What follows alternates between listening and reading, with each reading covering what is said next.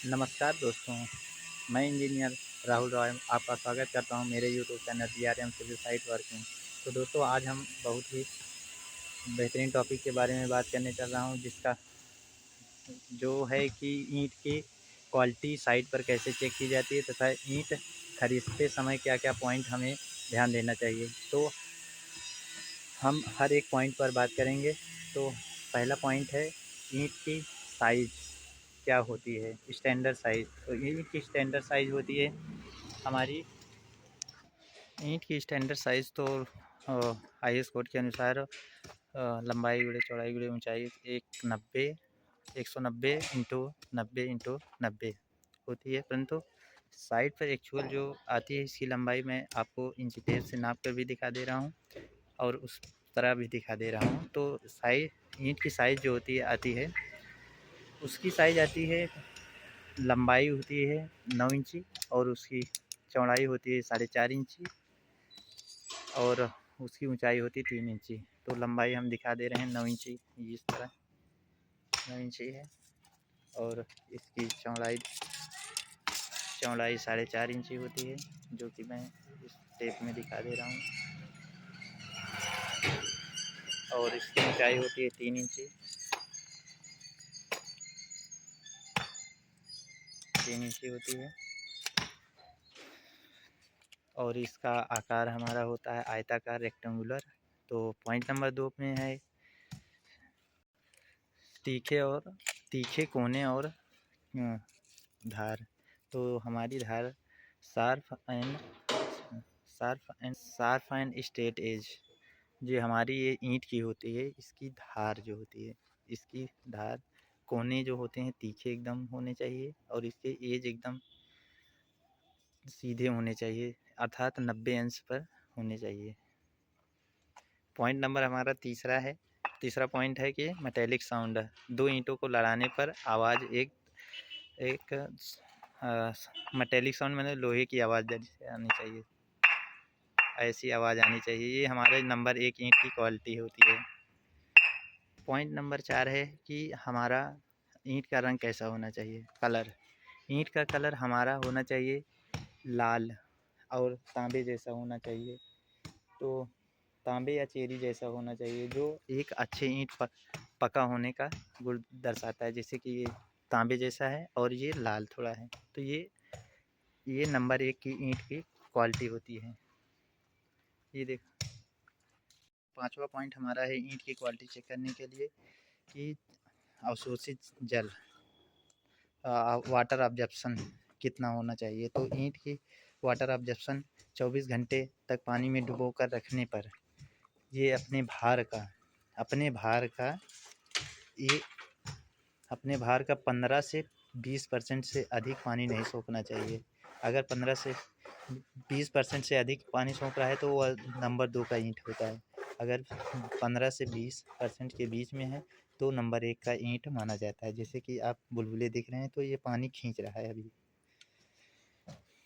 तो दोस्तों हमारा छठा पॉइंट है कि ईंट की हाई कंप्रेसिव स्ट्रेंथ। छठा पॉइंट है संपीड़न सामर्थ्य कितनी होनी चाहिए। तो ईंट को संपीड़न सामर्थ्य मशीन पर रखकर, जैसा कि मैं फोटो में दिखा रहा हूँ कि ईंट ये संपीड़न मशीन है, इस मशीन पर हाई कंप्रेसिव स्ट्रेंथ दिया जाता है। इसे तब तक भार दिया जाता है जब तक यह क्रैक ना आने लगे। यह क्रैक 10 न्यूटन प्रति mm² की दर पर क्रैक तब तक नहीं आता है, तब तक ये प्रथम क्लास की ईंट मानी जाती है। अगर इसे सेंटीमीटर में देखते हैं तो इसे हम 105 किलोग्राम प्रति सेंटीमीटर स्क्वायर की दर से भार डालते हैं, तब तक नहीं टूटता है, तब वो ये प्रथम क्लास की ईंट मानी जाती है। तो दोस्तों अब हमारा 7वां पॉइंट आ गया है कि हार्डनेस, कठोर कितना होना चाहिए ईंट।